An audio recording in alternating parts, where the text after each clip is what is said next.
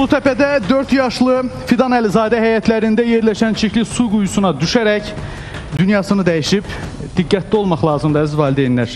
Xətai rayonu ərazisində yük maşını dayanacaqda dayanan 30 nömrəli marşrutla toqquşub 2 nəfər sərnişin xəsarət alıb. Onlardan biri hamilə imiş. İnşallah bir problem olmaz, ölüm hadisəsi olmaz və bu hadisə sovuşar insanlardan. Tovuzda 20 yaşlı bir qız intihara cəhd edib. İntihara səbəb isə qızın əxlaqsız olduğu haqda dolaşan şayələr olub. Xoşbəxtlikdən həmin qızın həyatını xəstəxanada xilas etmək mümkün olub. Və ona görə də ağzımızdan söz çıxanda, söz deyəndə gərək diqqətli olaq və insanlara böhtan atmayaq. Bu saatın əsas xəbərləri idi. Xəbərsizsinizdə hansı hadisələr, hansı xəbərlər müzakirə olunacaq? Qısa anonsda. Son günlərin ən qalmaqallı hadisəsi. Əlili avtobusa mindirməyən sürücü. Düş aşağı! Düş aşağı xidmətinə! Niyə sürüb qaçırsan? Bu görüntülər quramadı, yoxsa həqiqət? Videonun müəllifi Mehmanla bunu şou adlandıran yazıcı Elçin Əfəndi xəbərsizsinizdə üz-üzə gələcəklər. Şok, avtobusda dava. Biz adam içində özümüzü niyə apara bilmirik? Bu hadisə ilə bağlı inanılmaz faktların üstü açılacaq. Bütün bunlar az sonra xəbərsizsinizdə.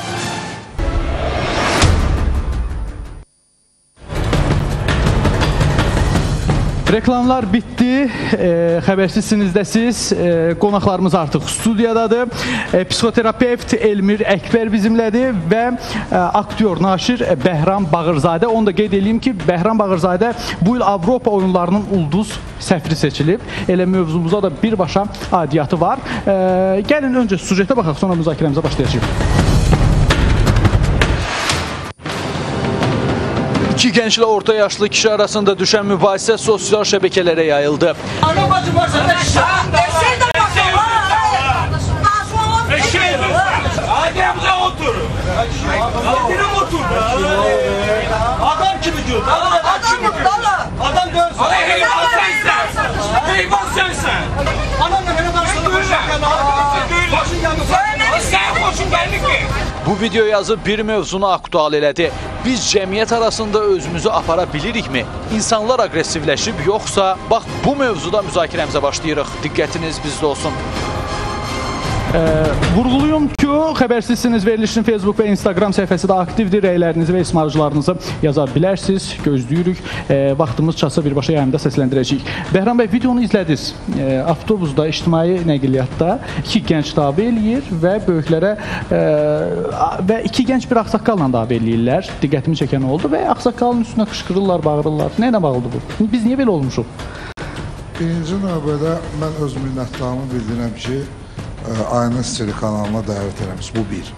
İkincisi, mən üzr istəyəm bütün tamaşaçılardan və bu verilişin formatına baxan insanlar hansı ki, qane eləyir. Mən emosional çıxış eləyə bilmirəm. Burada qışqırmaq halım da yoxdur, gücüm də yoxdur. Ona görə həzim yavaş-yavaş danışacağım. Kimisi də əsəbləri pozulacaqsa, ona görə üzr istəyirəm. Bu iki. Üçüncüsü də ki, məndən çoxlara soruşurlar ki, Bəhram, sən xoşuna gəlir kinoya çəkilməyə, yoxsa tamaşalarda, teatrda oynamaq. Qabaqlar kinoya çəkilməyə xoşlayırdım. İndi isə xoşlayıram teatrda oynamaq. Niyə? Ona görə ki, canlı ünsiyyət olur, canlı insanlarla təmasda olsan və o nəfəsini hiss edirsən. Və bu günlərdə mən Aynəsə öz minnətdarımı bildirəm. Digər kanallardan məni canlı yayıma dəvət edirlər. Mən öz tamaşaçımla canlı efirdəyəm. Ən azı bilirəm ki, mənə montaj eləməyəcəklər və dediklərimi kəsib doğramayacaqlar. Bu 3. Dördüncüsü o ki, qaldı o cavanlara. İnanın, biz də cavan olmuşuq, amma özümüzü belə aparmamışıq. Və birinci o süjetə qayət soğuq, birinci süjetə. Mən biraz tez gəlmişdim verilişə.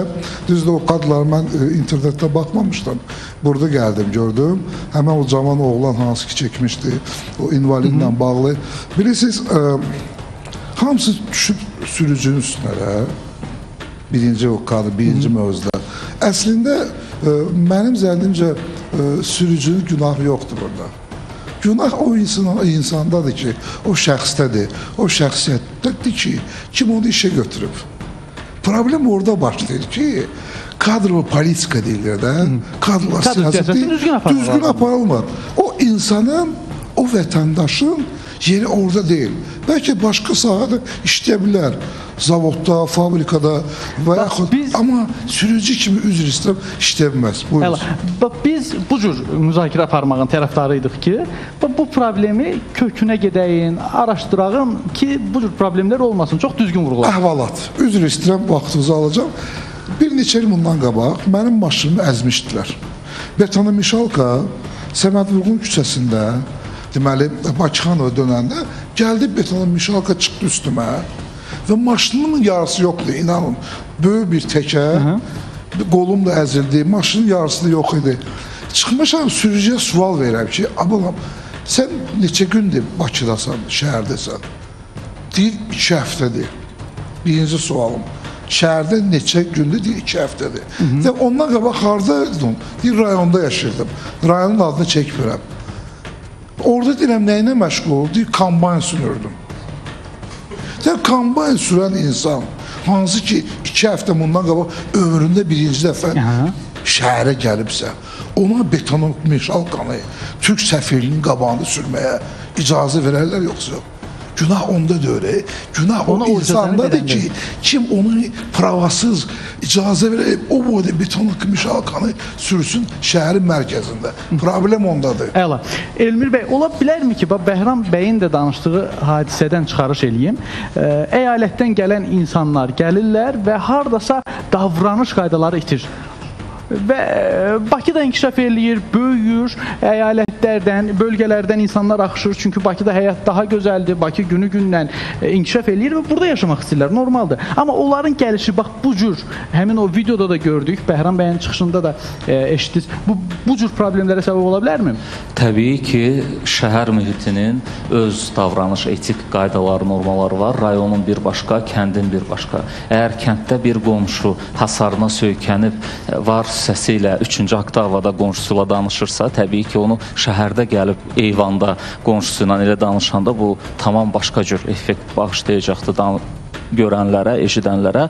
Amma əgər fikir verdinizsə, həmin o videoda danışan, o ədəbsizliyi eləyən gənclər, uşaqlar hamısı sırf Bakı ləhcəsi ilə danışırdı. Bu da onu göstərir ki, bugünkü gün bizdə çox heyif ki, problemin həm yaş, həm yer, həm cins, həm sənət sərhədləri silinibdir. Məgər elə videolarda azmı biz yaşlı insanların da səhv davranışını görürük? Məyər qadınların, kişilərin, baxırsınız ki, hamıda bu agresiya var. Hamıda. Yəni, siz deyirsiniz ki, bu agresiya göstəricisidir birbaşa.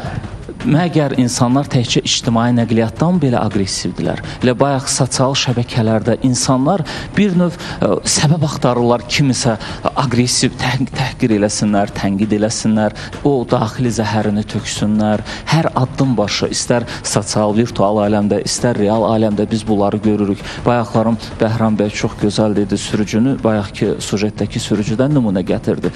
Yaşı çatanlar yəqin xatırlayarlar. Sovetlər dönəmində o tramvaylarda, trolleybuslarda sürücü xanımlar, hətta mənim yadımdadır ki, axırıncı deyəsiz 10 nömrəli trolleybusda bir xanım işləyirdi və o bir dipçəkdə gül də qoymuşdu trolleybusun içərisində. Mən heç vaxt inanmaram ki, həmin xanım o kobudluğu eləyərdi hansısa sərnişinə qarşı. Doğrudan da gəlin baxaq görək işə götürülən insanların və yaxud da qeyri-əhalinin hər biri işə götürüləndə və yaxud da məktəbdə oxuyan məktəbdə, universitetdə bunların bir sağlamlığı kütləvi ucudan tutma sorğu keçirdilir də, sosial səhiyyənin sahəsi də yoxlanılırmı? Onlar psixoloji cəhətdən bu işə buraxılmağa hazırdırlarmı? Və yaxud da o gənc, o yeniyetmə, bilirsinizmi, hər bir tərbiyədən kənar davranışın arxasında bir ailə faktoru durursa da, bir psixoloji sağlamlıq və qeyri-sağlamlıq məsələsi də durur. Görəsiz, məktəblərdə o sorğular nə qədər hər tərəfli aparılır, nə qədər o şagirdlər, təbii ki, oradakı o ədəbsizliyi eləyən şagird özü də olmasa adı məktəbdə gedir, yəqin ki, hansısa bir məktəbdə. Biz hər yerə bir işçisi qoya bilmərik ki, insanlara nəzarət eləsin, onların davranışına baxsın. Məncə, Murad bəy, lazımdır qoymaq. Bir ağla veriliş başlamayanda və özümə də sual verdim ki, əgər bu sualı birdən versəz, mən nə cavab verəcəm? Doğrudan da hər dayanacağı mənə gəlir və yaxud heç olmasa bir avtobusa, polis işi də olmasa, Bir nəzarətçi polisin kimi. nəzarət hansısa bir şöbə yaratmaq lazım munisipal olaraq ki, o inzibati və yaxud başqa cür adlanır, o adını bilmirəm. Həmən adam onu yoxlasın və kameralar çəksin, həmən o məqamda da o qapalasınlar, o moment Cəzalandırsınlar. Bəli, cəzalandırır ki, bu problem olmasın. O ki, qaldı deyirsiniz Avropa oyunları olacaqda ayın 12-sindən 28-ə kimi iyun ayında.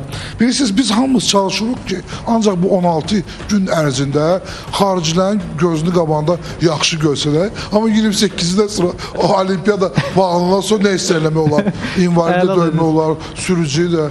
Bu özəldən başlamalıdır və birinci növbədə də o maarifləndirmək lazımdır insanlara. İnanın mənə, mədəniyyətsiz xalqın, daha doğrusu mədəniyyəti olmayan xalqın biz heç vaxt qabağa gedə bilməyəcəyik. Biz 1 milyardlıq stadion tikə bilərik olimpiyaya. Biz 200 min dollarlıq avtobuslar gətirə bilərik. Amma mədəniyyət olmayan yerdə inanın mənə biz heç vaxt qabağa gedə bilməyəcəyik. Ona Vallahi mən Jordan İndiki gənclər bunu düşünmürmü? İndiki gənclər bunu düşünmürmü ki, bax valideynimə gəlib düşünmür ki, mən də maraqlıdır bilirsən, həmin o vətəndaşların, cavanların valideynlərini bura dəvət eləmək və sorğu-sual aparmaq. Siz öz övladlarınızı necə tərbiyə eləmişsiniz?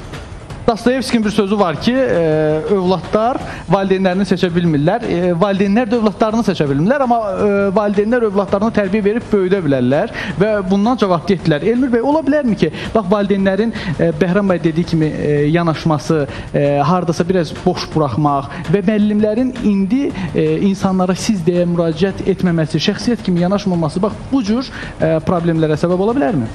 Bilirsiniz, o cəmiyyətimizdə baş verən bu aqressiyanı görəndə hərdən istəyirəm ki, o cizgi filmində məşhur qəhrəman var idi. Bilmirəm, indiki uşaqlar baxır ona yoxsa yox. Pişik Leopold, Ribata, davайте жить дружно. Yəni ki, o qədər, üzr istəyirəm də rusca dedim, tərcüməsi ki, o qədər aqressiya bizdə bu dəqiqə var ki, biraz sülhə, biraz rahatçılığa, biraz asan, relaks nəfəs almağa daha çox ehtiyac var.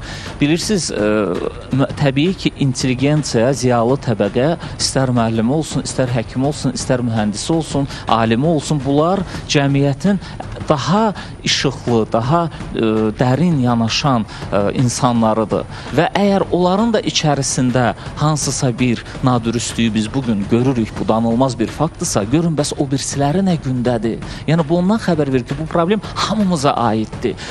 Uşağımızdan tutmuş, qaça bilmərik. Heç ara qaça bilmərik və burada ikinci bir problem, o sujetlə bağlı istəyirəm deyəm ki, ikinci böyük problem bizim xəlqi özünü dərk problemimizdir. Mən milli demirəm, çünki Azərbaycanda müxtəlif millətlər, etnik qruplar heç bir etnik problem yaşamadan bir yerdə vətəndaş xalq olaraq yaşayırıq uzun illərdir, çox gözəl ki, bizdə nə demək istəyirəm xəlqi özünü dərk psixologiyasının olmamağı. Əgər bugün kimsə kimisə acılayırsa, kimsə təhqir edirsə, kimsə bəlkə uşaqdır, səhv eləyir. Siz, Murad bəy, ona etiraz eləyəndə mən, Bəhram bəy, digər birisi özümü siz olaraq hiss eləmirəm. Mən deyirəm, o mənə aid deyil. Yəni, o problemi özümünkü kimi görmürəm, öz xalqımın problemi kimi görmürəm. O başqasıdır. O özümün, o mən dairəsi o qədər daralıb, o daxili ego o qədər eybəcər şəkildə deformasiya uğru və hipertrofi, yəni çox hər şeyi tutubdur da. Yəni, bu xalqa, bu küçəyə, bu ölkəyə aid olan problemi mən özümlə assosiasiya eləmək istəmirəm və mən elə bilirəm ki, uşaq onu söydü, o onun özlərinin problemidir. Mən başımı salım aşağı, bu belə olmamalıdır. Adətən biz Azərbaycanlarda belə bir şey var. Kimsə kiməsə çöldə nəsə deyirsə və yaxud da çöldə bir hadisə baş verirsə, deyirik ki, özür bilərik, bizim nəyimizə lazımdır. Elə bu problemdirmi, Bəhram bəy? O normal şey deyil. Mənim bir dostlarım var idi. Bir 10-15 il bundan qabaq Almaniyaya köçdülər. Və Almaniyada bir neçə ay onlar zavodda işə düzəldilər və işə bir balaca gecişirdilər, 15-20 dəqiqə səhərlər. Və bir bunların qonşusu var idi, pensioner Alman. Hər gün səhər pəncərədən baxırdı, görürdü ki, bu Rus uşaqlar, Rus, yəni bizə istəyir Azərbaycanlı olar, Gürcü, Özbək, xeyri yoxdur, bizə Almanlar hamısı Rus deyirlər ki, keçmiş Sovetlər, Postsovet İttifaqın vətəndaşları. Zəng vururdu polisə, həmən Alman qadını pensioner. Deyirdi ki, o 3 nəfər hər gün saat 7:15-də çıxırlar evdən. Əslində onlar saat 7-də çıxmalılar ki, bu dayanacaqdan onların zavoduna kimi bu qədər məsafə var, bu dəqiqə çatırlar. Deməli, onlar 15 dəqiqə işə gecikirlər, deməli, KPD düşür. Bizdə buna işverənlik deyirlər. Amma mən pensioneram, mən bütün ömrümü işləmişəm Alman xalqı üçün, Alman milləti üçün və bu çıdabrı gəlmiş Almaniya yaxşı yaşamaq istəyirsə, gedin işləyin ki, mən də normal pensiya ala bilim.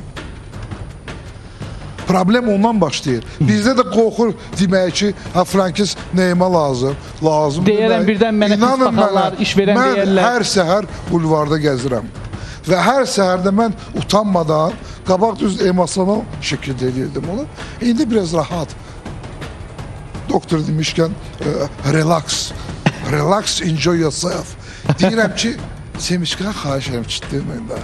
Çox rahat formada. Saat 8-də Allah Taala'nın səhəri açılıb, bulvarda oturmuşsan, Semişkanı çıxdıysan, hər yer Semişka skameyka. Yaxınlaşam deyəm ki, Allah Taala gözəl... Vallahi oradan tum bitməyəcək, yəni günə baxan bitməyəcək, tək ora. Gözəl həyatdır da, Allah Taala gözəl yeri yaradıb. Niyə günaha batsan, niyə yerə tüfürürsən? Sən qorxmasan, axı səhər tezdən burada qadınlar 2 qat olurlar, sənin ananın, bacıların və s. Bunları yığışdırırlar. Xaricilər baxırlar, deyirlər ki, bu nə vətəndaşdır. Cavabları nə olur Bəhram bəy? Mənə çox maraqlıdır. Cavabları nə olur o insanların? Bilirsiniz, çox neadekvat cavablar olur da. Doktor məndən yaxşı bilər. Senzuradan kənar. Senzur balaca. Tanımayanlar qayıdır, mənə deyib ki, axıcı nədir? Bəyəm sən yığışdıracaqsan. Söhbət məndən gedir. Deyim, söhbət məndən getmir. Mən yığışdırmayacağım. Amma bunu anormal şeydir. Semişkanı çıxdıyıb yerə tüfürmək anormal şeydir. Zibil atmaq balkondan anormal şeydir. Saat 7-də liftə düşəndə səhər-səhər qonşu 11-ci mərtəbədən düşür, mən girəndə 7-ci mərtəbədən görürüm bütün tüstüdür lift. Sigareti liftə çəkir. Mən də övladlarımla məktəbə gedirəm. De, bax, liftə sigaret çəkməzlər. Mən onu artıq 6 aydır qonşunu başa sala bilmirəm. Polisə versəm, deyəcəklər ki, Bəhram Bağazadə qonşu polisə verdi. Bravo bakavu vuracağım deyəcəklər, həci götürdü qonşunu vurdu, çayası sındırdı. Pişim, müsəlman kimi, insan kimi başa salıram. Bu insan başa düşmürsə, mən artıq neyim? Aydındır. Ki, balaca bir 2 kvadratlıq liftə ümumiyyətlə səhər yox, sigaret çəkməzlər. Ümumiyyətlə, ola bilər ki, kimsə nəyisə eləməyi xoşlayır, tutalım, tum yeməyi xoşlayır, sigaret çəkməyi xoşlayır və s. və ilə axır. Amma ictimai həyat qaydaları var. Yəni, biz əgər toplum olaraq, yəni ictimaiyyətdə yaşayırıqsa, binada yaşayırıq, 11-ci mərtəbədə bir adam yaşayır, 5-ci mərtəbədə bir adam, biz ortaq qanunlar var ki, onlara riayət eləməliyik. İctimai qanunlar var ki, biz onlara riayət eləməliyik. Biz niyə riayət eləyə bilmirik? İki qonşu bir-birinə yola gedə bilmir. Yəni, bu faktdır. Səbəbi təbii ki, bir tərəfdən cahillik, nadanlıqdırsa, ikinci ayaqda bilirsiniz nədir? O, Sovet ordusundakı didavşina tərbiyəsi var idi. Odur, əgər kimsə biri tərbiyəsizlik eləməyə, əxlaqsızlıq eləməyə, qanunu pozmaq əxlaqsızlıqdır. Əxlaqsızlıq təkcə cinsi əxlaqsızlıq nəzərdə tutulmamalıdır. Elə qanunu pozmaq ən böyük əxlaqsızlıqdır. Və kimsə də öz vətəndaş mövqeyini göstərirsə, təbii ki, gedib zorakılıqla özü həll eləmir. Yəni, qanunda göstərilən kimi polisə müraciət edirsə, hökumətə müraciət edirsə və onun adını siz demişkən deyirlər, mərdimazarçılıq elədi, bayaqki videoda deyirdi, çörəyinə bais oldu. Görün, nə qədər tərbiyəsiz və dayaz yanaşma, nə qədər qeyri-qanuni var yanaşmadır. O da elə qanunu poza yaşasın, cəmiyyət olsun bədbəxt. Yəni, bu ona gedir. Bir Rusiyada videorolik hazırlamışlar, olmuş hadisə əsasında. Biri yolda maşını, sürətini çox artıq sürür, yol polisi buna əhəmiyyət vermir. Və gedəndə görür ki, qabaqda həmin o maşını sürən, onun həmin o yol polisinin həyat yoldaşını, hamilə həyat yoldaşını vurub həyatdan köçmüşdür. Yəni, dünya dünyasını dəyişmişdi qadın. Yəni doğrudan da kainatda bumeranq prinsipi var. Nə qədər biz susacağıq, Bağdadi все спокойно, özümüzü aldadacağıq, hamını aldadacağıq, hər şey yaxşıdır, bizdən yoxdur. İnsan, ruhi xəstə ilə sağlam insanın fərqi nədədir? Birinci növbədə özünə tənqid hissinin olmağındadır. Əgər biz Cəlil Məmmədquluzadədən tutmuş dahi Sabirə kimi, onlar hamısı nə edirdi? Özünü tənqid. Bugünkü gün ən inkişaf eləmiş cəmiyyətdir də Amerika. Bəli. Onlar ağızlarını açanda da özlərini tənqidlə açırlar, yumanda da. Amma biz özümüzdə nə isə görmək istəmirik. Əgər bugün biz özümüzdə hansısa bir qüsuru görmək istəmiriksə, biz bunu heç cür müalicə eləyə bilmərik. İnkişaf da olmayacaq onda. Düzgün müalicə üçün birinci düzgün diaqnostika aparılmalıdır və ən əsası bugünkü biganəlik, bugünkü laqeydlik və səhlənkarlıq uçuruma aparır, bir mənalı olaraq. Bəhram bəy, təqribən köhnə Bakını da görmüsünüz, yeni Bakıda da yaşayırsınız. Hansı Bakı yaxşı idi? Yəni bu ictimai məsələlərlə bağlı, özünü aparmaqla bağlı.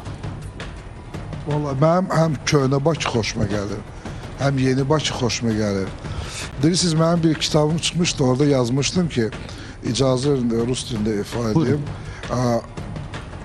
Город красив, во-вторых, arxitekturой, а во-первых, у людьми, которые живут в этом gороде.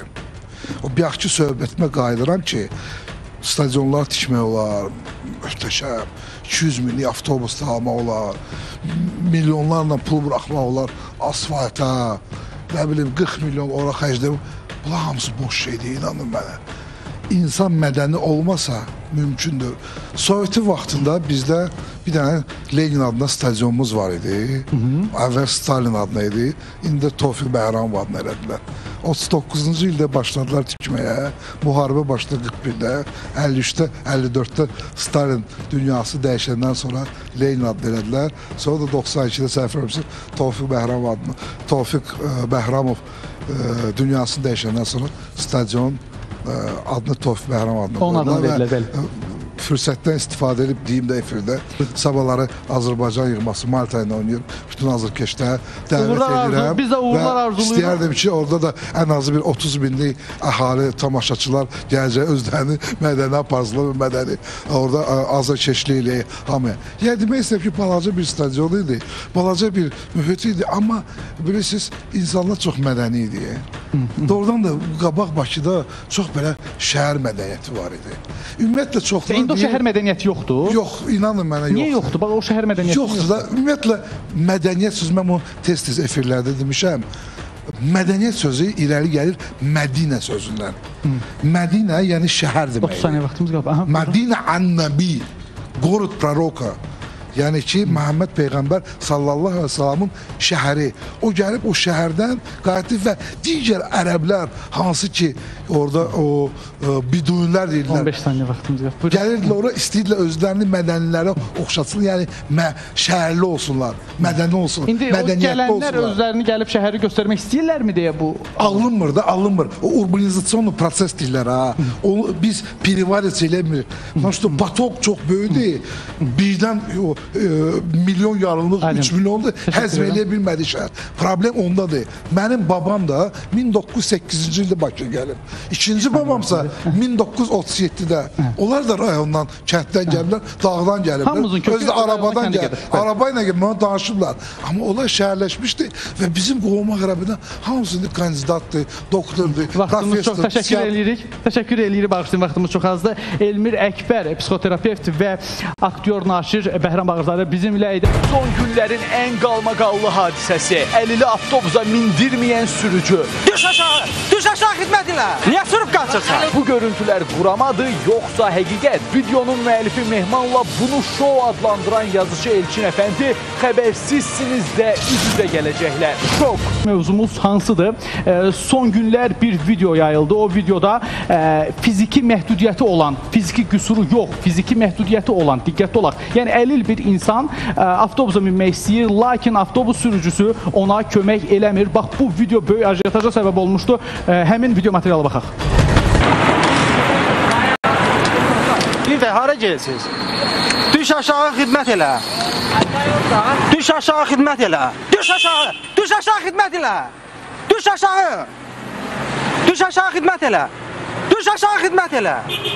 Düş aşağı, gəl bura Orxan. Keç qavan. Düş aşağı xidmət elə. Əlildir, sabah sən də ola bilərsən onun yerində. Gene bak mindir. Nə min o şeydir, Nece mindir? samolyotla minəcək o. Sən, Ben. bəli. Ha o yukarıda görürsen. Ben maşını. Nə yoxda görərəm hə? Gel o. Yaddan çıxartma ki, sabah sənin də başına bu gələcək. Yaddan çıxartma. Bakını bilsin de. Nətən minsin Əli? Ben nece mindireyim? Ben ehlil mindireyim. Sənin borcundur. Hayır şuna meşgul oluyorum. Ben de şey demeyeyim. Utanmırsınız, deyirəm Şey sizə. demeyeyim. Ele şey demeyeyim. Deməyiblər, sən mehman Hüseynov olaraq. Sabah sən burada işləməyəcəksən. Çox təəssüf ki, biz bu video görüntünü yuxuda görmədik. Real həyatda baş verdi və xəbərsizsinizə bunu müzakirə eləyəcəyik. Reportyor Mehman Hüseynov qonağımızdır və bu video görüntünün qurama olduğunu, şou olduğunu deyən yazıcı Elçin Əfəndi bizimlədir.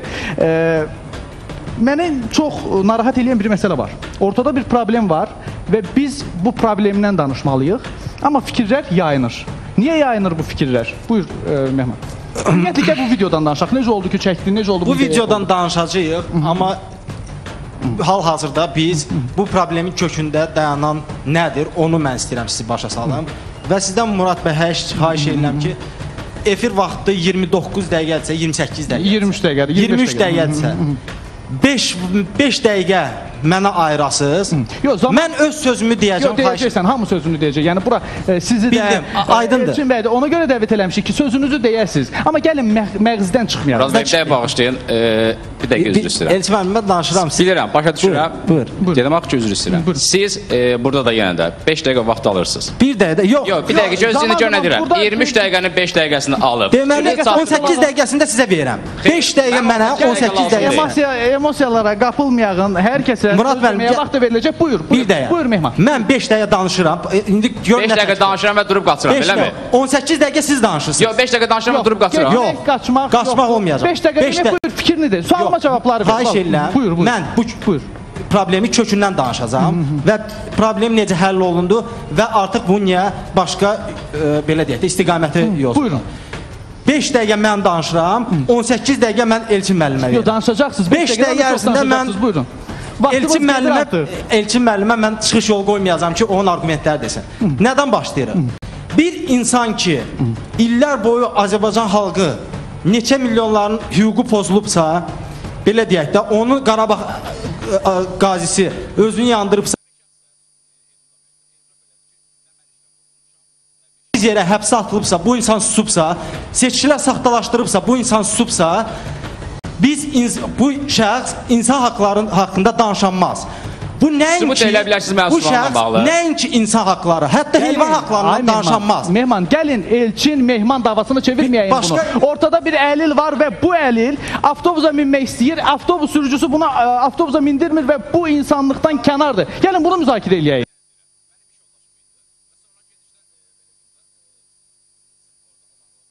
İnsan haqlarından danışmayıb indiyən kimi. Mövzumuzdan danışaq. Bilirəm və bir də xahiş edirəm. Sovetçidə sakinlər Son günlərin ən qalmaqallı hadisəsi, əlili avtobusa mindirməyən sürücü. düş aşağı xidmət elə. Niyə sürüb qaçırsan? Bu görüntülər quramadı, yoxsa həqiqət? Videonun müəllifi Mehmanla bunu şou adlandıran yazıcı Elçin Əfəndi xəbərsizsiniz də üz-üzə gələcəklər. Xəbərsizsiniz, davam edir. Gəl Mehman, mövzudan danışaq. Mövzudan danışaq, amma xahiş edirəm mənim sözümü kəsməyəsiniz. Kəsmirəm sözünü deyil. Buyur. Deməli, bir insan ki, insan hüquqlarından indiyə kimi danışmayıb. Və hətta bunlar heyvan hüquqları haqqında danışmayıb. Kim danışıb, kim danışmayıb. Bəli, siz heyvanlar, itləri Avropa oyunları qabağı yandırırlar diri-diri. Bu insan heç heyvanların haqqında danışmır. İndi keçirik məğzə. Keçirik əsas məsələ. Nə baş verir? Deməli, ölkəyə güya təzə avtobuslar gətirirlər. Yox, təzə avtobuslar gəlir. Təzə avtobuslar gətirirlər. Bir əlil insan, biz nə görür? Fakt görürük də, problemi görürük. Ay, sağ ol. Bu problemdir. Əlil adam avtobusa minmək istəyir. Bir əlil insan istəyir avtobusa minmək, sürücü öz vəzifə borcunu yerinə yetirmir, kobud davranır, hörmətsizlik eləyir. Mən nə edirəm? Bu hamısı kadr alıram, axşam bunu ictimailəşdirirəm ki, gələcəkdə belə problem olmasın. Demirik Avropa oyunları. İnsan demirik ki, xaricilər gələcək. Biz bu mədəniyyət olaraq biz bunu alqışlayırıq. Düz eləmişik. Aha. Nə baş verir? Mən həmin videonu çəkirəm, ictimailəşdirirəm. Səhərsi gün Nəqliyyat Nazirliyi rəsmi açıqlama verir ki, biz videoya baxdıq. Çox sağ ol ki, bunu yəni Mehman Videonu Hüseynov ictimailəşdirdim, bu problemə baxdım, bəli. və biz o sürücünü qovduq, işdən çıxartdıq. Daha sonra bir neçə saatdan sonra nə baş verir? Bəzi jurnalistlər hansı ki 1-2 manata məqalə yazanlar, belə deyək də, onlar jurnalistlər deyil. Təbii ki, onlar jurnalist adına ləkədilər. Ləkədilər. Onlar başlayırlar problemdən yox, yenə problemi qaçırtmaq üçün yazırlar ki, Mehman problemi qalırlar bir kənarda. Yazırlar ki, Mehman Hüseynov bir ailəni atasının işsiz Çörəyinə bahis oldu. Çörəyin bahis yox, 3 balaca uşağın. 3 balaca körpə uşağı yeni. Və mən nə baş verir? Mən dedim, okey, yəni siz mən istəmirdim, yəni mən istəyirəm sizin üzünüzü bir daha ictimaiyyəti göstərim. Mən nəyi edirəm? Mən axşam zəng gəlir ki, Mehman müəllim, bu problem həll olundu. O adam işə qayıtıldı. Yox, işdən qovduq. Mən nə edirəm? Həmin şirkətin rəhbəri ilə, Faiq müəllimlə, Xaliq Faiqoğlu şirkətin prezidenti ilə danışıram. Yazışmalar var. Yəni mən bu yaymamışdım çünki mən istədim canlı yayında. Bu yazışma indi bircə saniyə. Burada bax buradan sözünü davam eləyəcəksən. Elçin bəy, sizin narahatçılığınız nədir? Etirazınız nədir? Belə deyim, alqışlansa hal burada odur ki, yəni ictimailəşdirmə var, problem var. İctimailəşdirmək, bu problemi qabartmaq istənilən halda alqışa layiqdir. Bunu Mehman eləyib, Elçin eləyib, Murad eləyib, Əli eləyib, Vəli eləyib, dəxli yoxdur. Ortada problem var. Əlil bir insan ictimai nəqliyyatdan istifadə eləmək istəyir. Sadəcə avtobus sürücüsü imkan vermir ki, ona kömək eləmir ki, bu adam nəqliyyatdan istifadə eləsin. Çünki orada basılası lazım olan düymənin yerini bəlkə də bilmir. Çünki o doğru düzgün maarifləndirilməyib. Bu avtobus sürücüsünün birbaşa günahıdır və aidiyyəti qurumların. Bunu qoyuruq kənara. İndi sizin etirazınız nədir bu videoya bağlı? Mənim etirazım belə deyim. O həmin süjeti görəndə şəxsən mən özüm və məni izləyən şəxslər də, dost-tanış da bilir ki, mən özüm də sürücüyə qarşı icra hissi yarandı. Və mən də sürücüyə tənqidimi bildirdim. Amma bir-iki gün sonra biz iş yerində oturduğumuz zaman söhbət yenə həmin hadisədən düşdü və bizim iş yoldaşlarımızdan biri qayıtdı ki, həmin sürücü dayımdır. Dedim, inanmıram da, yəni həqiqətən inanmadım. Durdu an düşdü ki, ya həqiqətən dayımdır. Dedim, dur zəng vur. Və zəng vurdu həmin dayısına, Eynullah bəyə. Zəngi vurandan sonra dedim, səsini aç. Bilim dayındır, yoxsa yoxdur.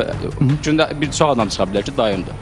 Səsini açdı, təbii ki, telefonda danışığı və biz onunla danışdıq. Həmin şəxsə, Eynullah bəy də etiraf elədi ki, nə mən işdən qovulmuşam, nə bir şey. Yəni, onu sırf dedikləri və mən onu lövhədə də yazmışam. Məni heç kəs işdən qovmayıb. Sadəcə olaraq mən o şəxs, yəni Mehmanı nəzərdə tuturdular. Bunu oradan uzaqlaşdırmaq üçün bəyanat verilib ki, biz bunu işdən çıxartmışıq. Və sonraki gedişdə neçə nəfər də bunu bildilər və... Yəni, bu videonu ictimailəşdirən Mehman idi mı deyə siz belə bir addım attınız? Xeyr, mənim sadəcə orada məqsədim oldu, yenə deyirəm. Mənim iş yoldaşım idi və sonraki gedişdə, belə deyim də, sırf orada olan o, belə deyim, fikir yanlışlığını ki, kimsə ola bilər ki, mənim başqa-başqa, belə deyim, hərəkətə önə gətirdilər ki, nə bilim, hansı partiya sizi narahat eləyən burada buna mənə heç bir aidiyyəti yoxdur və kimsə aidiyyəti yoxdur. Mən narahat eləyən oydu, bir dəqiqə gözləyir. Söz verəcəm. Mən narahat eləyən məqam oldu ki, və sonradan araşdırma başladıq ki, nə idi bu? Kənardan çəkilən şəkillər. Hansı ki, Mehman Hüseynov kənardan həmin o Əli bəylə və yanında da bir nəfər olmaq şərti ilə kənardan durub avtobusları izləyiblər. Və mənə həmin rəsmi şəxs kimi müraciət edirlər ki, bunların sırf onun fikrinə əsas gətirirlər ki, qovulub işdən. Həmin şəxsin isə mənə etirafı bu oldu, mən videonu da vermişəm, baxa bilərsiniz. Etiraf elədi ki, 10 dəfə avtobusa minib bu əlil və birinci avtobusda xəbər olunub ki, yolda belə bir reyd keçirilir. Ehtiyatlı olun. Və biz də deyir, sürücülərə təlimat verdik ki, belə bir hal var, özünüzü qoruyun. Və Eynullah bəyin dediyinə görə bir dəfə miniblər, ikinci dəfə minəndə Eynullah bəy dedi ki, mən bindirməyəcəm bunu. Oradan çıxanda. Yəni onun etirafıdır. Və bunlar da cəhd ediblər minməyə. Birincisi, Mehman bəy, siz və yanımızdakı şəxs, sürücü, roldadır, düzü sükan arxasıdır. Bir dəqiqə gözlüsünü gözləyir. Siz problemdən danışında siz niyə yaxşı danışdırıyorsunuz? Problemdən, ölkədə min cür... Gəlin, bu min cür, hər yerdə problem var. Mən problemdən danışıram da. Mənim sadəcə olaraq özü şov xarakterləri, reklam xarakterləri lazım deyil. Sadəcə baxın, qulaq asın, siz isə orada qeyd eləmişsiniz ki, 4 gün müddətinə sürücü işdən azad oldu. Amma həmin o rəsmi şəxs isə dedi ki, cəmi bir gün o işdən kənarlaşdırıb, o da necə? Və onun etirafı da belə oldu ki, onsuz da biz o sürücünü işdən çıxarası deyildik. Çünki başqa bir xətt üzrə biz onu işə buraxacaqdıq təzədən. Və biz onu bir gün işdən kənar tutduq ki, araşdırma başlayaq. Əgər nəsə bir yanlışlıq varsa, təbii ki, biz səni işdən uzaqlaşdıracağıq. Yox, əksi olsa, sən işə davam edəsən. Və ondan dediyinə görə də bir gündən bir də iş növbəsi olub bunların. Yəni sürücü bu gün işləyir, səhərsi gün onun işdən kənar olur.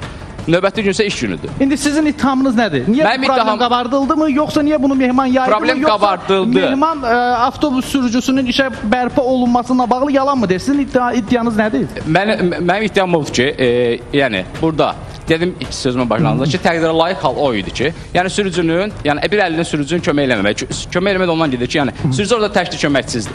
Ola bilər ki, həmin vaxt, yəni adına terror hadisəsini hər kəs görüb, gəldi, girdi və vurdu, partlatdı, öldürdü. Düz deyil.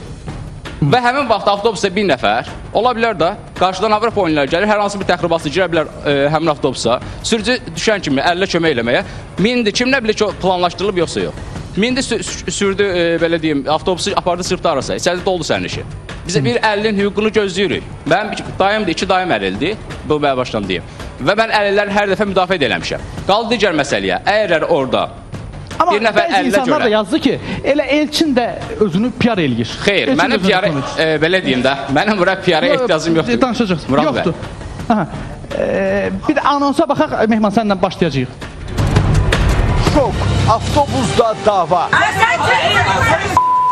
Biz adam içində özümüzü niyə apara bilmirik? Bu hadisə ilə bağlı inanılmaz faktların üstü açılacaq. Bütün bunlar az sonra xəbərsizsinizdə. Danışacaqsın. Buyur Mehman. Mən tamamlayıram. Mən nə edirəm? İşə bərpa eləyirəm həmin işçini. Hə. Mehman qeyd Şirkətin- eləmişdi ki, mən həmin şirkətin rəhbəri ilə danışdım. Danışdım, yəni Faik mənimlə danışmışam, telefonda var. Mesajlar da var, video görüntü də var. Bəli, əgər siz istəyirsinizsə mən onu bərpa eləyim. Sabahdan mən deməli tapşırıq verim ki, öz işi ilə təmin oluna bilər. Bəli, bəli. İbrahim müəllimlə əlaqəsi. Onu bərpa eləyirik işə. Növbəti gün bütün bu o dedim 2-3 manatlıq jurnalistlər, 2-3 manatlıq yazan o sifarişli məqal, hamısı susur. Susur niyə? Çünki mən artıq sübutla deyirəm ki, yəni mənim əsas məqsədim problemi göstərməkdir cəmaata. Və mən onu sübut elədim ki, mən heç kimin çörəyinə orada gözümü tikməmişəm. Və yazıram ki, əgər bu jurnalistlər ailəni, uşağı fikirləşirlərsə, bizim mən deyirəm ki, bir dəfə onun haqqında yazın da ki, bu insan əskər Mehman, biz məğzdən qaçırıq. istədi. Onun soruşun ki, onun uşağı nə ilə dolanır? Mən deyirəm ki, ailə fikirləşənsinizsə, ailə fikirləşirlər. Bu əlillərlə Bir dəqiqə, bir dəqiqə. Növbəti, bir dəqiqə. Bir də bağışla. Tamam, yox, bir dəqiqə. Gör nə deyirəm. Əgər siz onu düşünürdünüzsə, bəs niyə görə? Təkrar olaraq mən Mehman Hüseynov olaraq səni işdən çıxartdıracağam. Əgər belə humanist idisə, niyə görə o sözü deyirdiniz və təkrar eləyirdiniz? Gəlin bu əlillər mövzusundan uzaqlaşmayaq. Çünki ölkədə 7000-dən çox əlillər var və bunlar ictimai nəqliyyatdan istifadədə çətinlik çəkirlər. Ölkədə isə bütün ölkələrdə problemlər var və çoxlu problemlər var və bir insanın boynuna böyük bir məsuliyyət qoya bilmərik ki, sən Mehman get bütün problemləri ictimailəşdir və yaxud da sən Elçin get bütün insanların dərdinə yan və yaxud da sən Murad bütün problemləri göstər. Bu bizim səlahiyyətimizdə olan bir şey deyil. Amma sən çox yaxşı addım atmısan, əlillərlə bağlı olan problemi qabartmısan. Gəlin onu danışaq. Həmişə də bunu izləyirik. Bəli, əla. İndi bu əlillərlə bağlı problemi Hamı sakitləşir. Yəni jurnalistlər sakitləşir. Artıq görürlər ki, biz Mehman onlara kontratakya cavab, yəni yeri saxlamayıb. Sakitçilik gedir və bir insan, yəni mən söhbət Elçindən gedir. Düşünür ki, aha, sakitçiliksə mən həmişəki kimi, yəni bu hansı sistemin şəxsidir? Həmişəki kimi qoy bir dənə deyim ki, bu şoudur. Və axşam yazır, Elçin müəllim və axşam yazır. Bir dəqiqə, mən o şou partiləsəydim. Yox, bir dəqiqə, siz cavab mən qulaq istərsiniz. Firuz bəy, sizə zən vurub. Gəlin sözünü kəsməyin Mehmanı. Və yazır. Gəlin Mehman sözünü kəsməyin, buyurun. Mehman Hüseynov bu video montajdır və bunların güya sübutu var ki, avtobusda nəzarət kamerası var, oradan sabah video yayacaq. Aha, mən də ikinci dəfə mən deyirəm ki, bəli, avtobuslarda həqiqətən də nəzarət videosu var, kamerası var. Mən də daha çox rahat oldum. Dedim, indi bir dəfə də bunların üzünü açacağam, ictimaiyyətə təqdim eləyəcəm. Növbəti gün mən gedirəm artıq şirkətin rəhbəri ilə görüşürəm. Şirkətin rəhbəri ilə danışır, açıqlama verir ki, bəli, biz 14 gün qovmuşuq və salam. Elçin müəllim nə edir?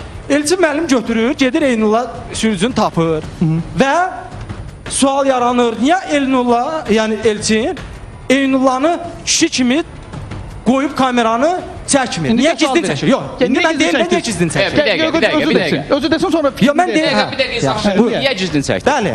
Və sən və sənin tərəfdarların Bəli. bildirdilər ki, 100% yaxınlaşıb özü bilə-bilə bunu danışdırıb sürücünü ki, sən belə denən və ona əsasda da biz onu çəkdik ki, gizlindən olsun bu. Və hər kəs də bilsin ki, fakt olaraq sürücü nəyə səmimi etiraf eləyir. Və bundan əlavə, sürücüdən əvvəl biz, həmin sənin dediyin o rəsmi şəxs vardı, İbrahim bəy. Faiq Xalqoğlu MMC bilmirəm orada nə idisə, işçisidir, məsul şəxsidir sizin dediyinizə görə. Həmin şəxsdən əvvəl müsahibəni almışıq biz və təbii ki, ondan da gizli çəkiliş vasitəsindən və digər də növbəti dəfə sürücü yoldaşlarından almışıq və sürücülərin də orada olan sürücülərin etirafı bu olub ki, Eynullah adlı sürücü cəmi bir gün işdən uzaqlaşdırıb. Bu şəxs isə deyir ki, 4 gün mən onu işdən uzaqlaşdırmışam və qaytarmışam. İnanın bu mənə maraqlı deyil. Ay, sağ ol. İnanın heç tamaşaçılara da maraqlı Murad bəy, deyil ki. Mənə niyə mən maraqlı deyil? Gəlin, mən də onu deyirəm, gəlin konkret əlilin ictimai nəqliyyatdan istifadə etməyinə məhdudiyyətdən danışağın. Avtobus sürücüsü işdən çıxdı, onu bərpa elədilər, əli bərpa elədi, mehman bərpa elədi, bu heç kəsə maraqlı deyil. Düz mən sizə sübut elə. Heç kəsə maraqlı deyilsə, yaxşı bu şəxs niyə çıxıb bir dəqiqə də Mehman bəy. Niyə çıxıb orada yazmısınız ki, mən çıxartdım və qaytardım? Çünki mehman Yox, mən çıxartdım və qaytardım. Orada olan sizə izləyən izləyənlər niyə ağladırsınız? İlk növbədə humanistlikdir. Və ikinci növbədə mehman... Sən işdən çıxaracam deyən təhqir eləmək. Özündən az belə deyim, dahilələrlə çox olan bir şəxsdir. Deyirsən ki, telefonla oğlu zəng vurur. Sən ki, tüpürüm sənin atanın üzünə. Bəli. Sən onu niyə görə deyirsən ki? Bəli. Niyə görə az yaşlı bir uşaq təhqir edirsən? Son saniyə. Niyə? Biz gördük, mən sizə sübut elədim ki, biz burada problemdən danışmayacağıq. Bu mehmanla sürücü arasında nə olur? Bəlkə mehmanla sürücü axşam gəlib diskoteka rəqs eləyir. Problemdən danışır. Ölkədə problemdən danışır. Təşəkkür edirəm. Anonsa ayrılırıq. Son günlərin ən qalmaqallı hadisəsi, əlili avtobusa mindirməyən sürücü. Düş aşağı xidmətinə. Niyə sürüb qaçırsan? Bu görüntülər quramadı, yoxsa həqiqət? Videonun müəllifi Mehmanla bunu şou adlandıran yazıcı Elçin Əfəndi xəbərsizsiniz də üz-üzə gələcəklər. Şok, avtobusda dava. Biz adam içində özümüzü niyə apara bilmirik? Bu hadisə ilə bağlı inanılmaz faktların üstü açılacaq. Bütün bunlar az sonra xəbərsizsinizdə. Anonsları izlədik, həqiqətən də bura çox gərgindir. Burada çox gərgin bir mövzunu müzakirə eləməyə çalışdıq, amma mən öz fikirlərimi demək istəyirəm. Burada avtobus sürücüsünün işdən uzaqlaşdırılmağı, onun bərpa olunması mövzu predmeti deyil və həmin o kömək eləməyən sürücülərin işdən uzaqlaşdırmağının da tərəfdarıyam. Amma burada real bir problem var. Fiziki məhdudiyyəti olan insanlar, yəni əlil insanlar da ictimai nəqliyyatdan rahat şəkildə istifadə edə bilməlidirlər. İstər bunu avtobus sürücüləri, istərsə də sərnişinlər, hər kəs kömək eləməlidir. Görüşənədək, hələlik.